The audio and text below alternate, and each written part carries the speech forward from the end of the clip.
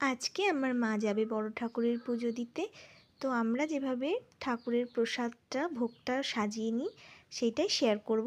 প্রথমেই দুধ দেওয়া হয়, দুধের মধ্যে আটাটা দিয়ে দেওয়া হয়, তারপরে গুড় দেওয়া হয়, তারপরে কলা দেওয়া হয়, তারপরে সমস্ত কিছু সুন্দর করে সাজিয়ে নিয়ে তুলসীপত্র নিবেদন করে ভগবানের ভোগ নিবেদন করা হয়।